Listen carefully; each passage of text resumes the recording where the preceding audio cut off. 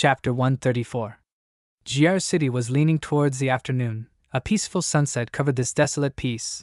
No longer the noise of death. No longer the smell of burning from the night monsters. Only the late summer winds, carrying countless dust. Suddenly from a rock, something just sprang up. This creature, after jumping out of the ground, its eyes immediately looked far away. Its skin was purple-black, very familiar. After careful observation, seeing that it was definitely safe, this guy finally uttered a sentence. Damn it, luckily I escaped a part of the body, otherwise I would have completely returned to the ancestors. Wait, I will definitely revenge. It turns out, this is a part of Ostroth. He is really smart to always leave a lifeline for himself. Speaking of this, his eyes flashed a cold light full of murderous intent. Roar! While chilling, he was caught by a large hairy hand. A giant black-haired guy caught Ostroth with one hand and roared, "Are you the one who hurt my brother?" Barely keeping a breath, Ostroth at this moment did not expect to be so unlucky. He was unwilling to shout, "Wait a minute, big brother." But before he finished speaking, the giant immediately released a very strong energy stream from his mouth. Ostroth turned into dust instantly. This giant guy is a grown-up panda. His face is very handsome and angry. His eyes exude a cold, killing momentum. This fierce panda asked the panda next to him about the whereabouts of Chi-Z. The other reported that Chi-Z is currently next to a human girl, and asked if the boss wanted to call him out. But this older brother is very understanding, completely not wanting to interrupt the wonderful moment of his little baby brother. He immediately ordered to leave. If destined, they will definitely meet again. On the outskirts of the city, in the forest where the memorial stones of those who sacrificed in the battle against Ostroth are, the brilliant golden sunlight still lingers here, even though the sky is late afternoon. At this time, Chi-Z and Shiai were chatting happily, taking this opportunity. Shiai asked Chi-Z about all the rumors about Misty Mountain that she heard. Is it true that the golden ant and the elf girl like each other? Chi-Z said yes, but the cockroach prevents it. Hearing this, Shiai's grandfather also asked, "But isn't the white tiger and Tian Cam the elf girl allies? Doesn't he have feelings for her?" It's really helpless. Chi-Z started to feel confused because he had to answer too many questions like confirming these rumors. While he himself didn't know much, unexpectedly Misty Mountain has so many stories being rumored far away. Chi-Z helplessly said, "It seems that there are many complicated things. I have to go back and ask the divine tree what's going on." Hearing this, Shiai suddenly stood up. She was a bit surprised and asked, "Go back? You want to go back to Misty Mountain?" Chi-Z innocently replied, "Yes, why? Can I go back?" Both fell into silence, a lovely embarrassment, like the first love of high school students. Chi-Z at this time was gentle and mature and said, "I owe too much gratitude to everyone there. This time if it weren't for the divine tree, we would never meet each other." Then he smiled, continued to say, "But I go back there not to repay the favor, but because my home is there."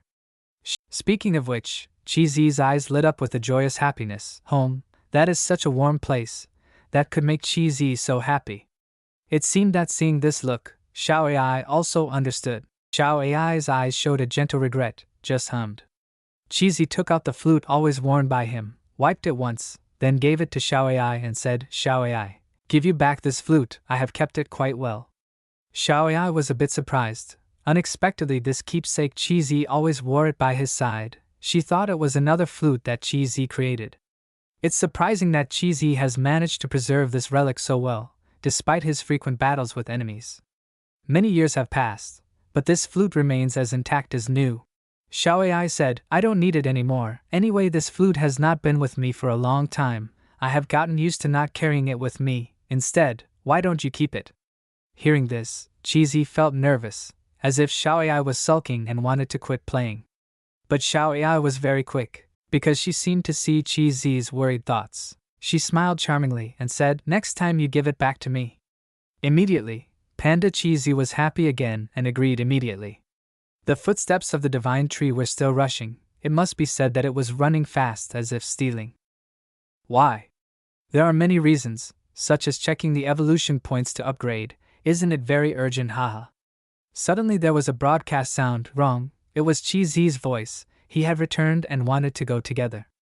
The divine tree knew in advance. This fun-loving guy will return home sooner or later. The nine-tailed fox was also happy. this noisy guy is completely loyal to Misty Mountain. So everyone hurried back to their territory. The palace of the divine tree appears, a very divine tree style. It is an open-air palace. The divine tree comfortably roots himself to the ground, comfortable in his body. The divine tree exclaims, "Indeed, there is no place like Misty Mountain. It's been a long time since I returned here." At this point, Lan Feng came to present himself before the master. The divine tree asked if anything had happened recently.